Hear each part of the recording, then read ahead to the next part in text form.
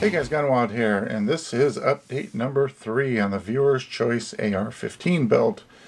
In the last update, I asked you guys to suggest what kind of trigger group I should drop in this.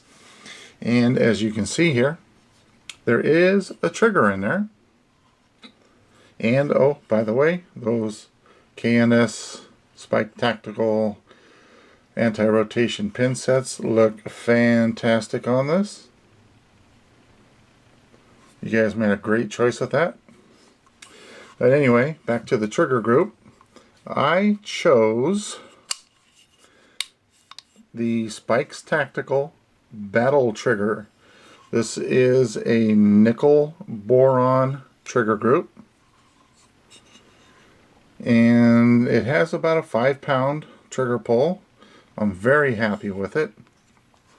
Now, you guys had made a lot of just excellent suggestions as far as the trigger goes. I was leaning towards a Timney trigger, and well, there was a comment left on my last video saying basically, and I'm paraphrasing here, it said something about why put a $200 precision trigger in a battle rifle. And that got me to thinking, and that comment was made by STL Ray Edwards.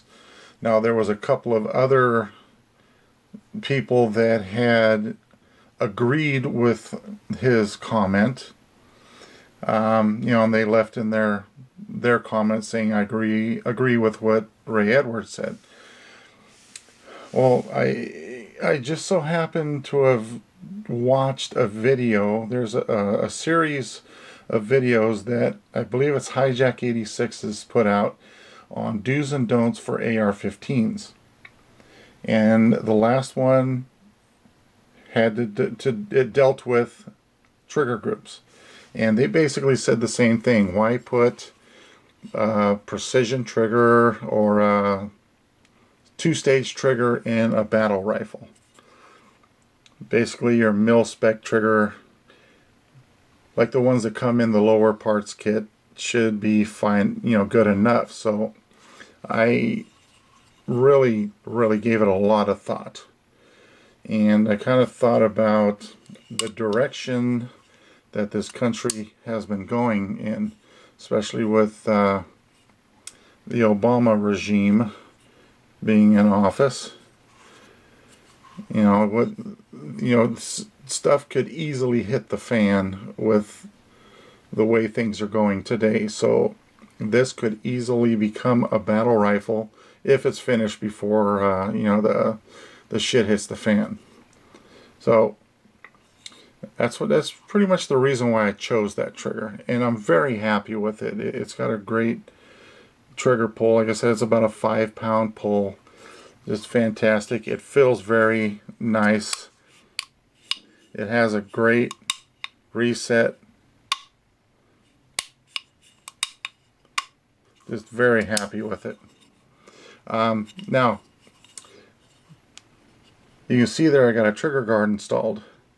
Now this was donated by another YouTuber. And I want to give just a huge thank you and a shout out to SnakeStrike77. He donated this Magpul enhanced trigger guard for my build, and he also hooked me up with a box of PMC X-Tech 5.56 ammo, and this will be the very first box of ammo that I send downrange.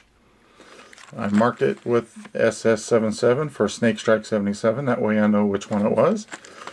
And like I said, this will be the first rounds put through this rifle once it's ready to be fired.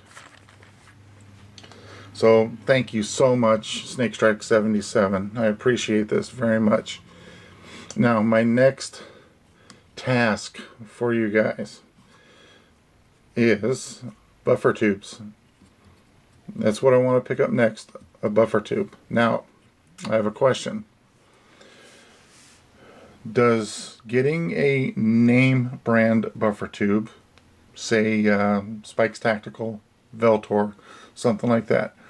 Is there an advantage on getting a well-known brand over a no-name brand?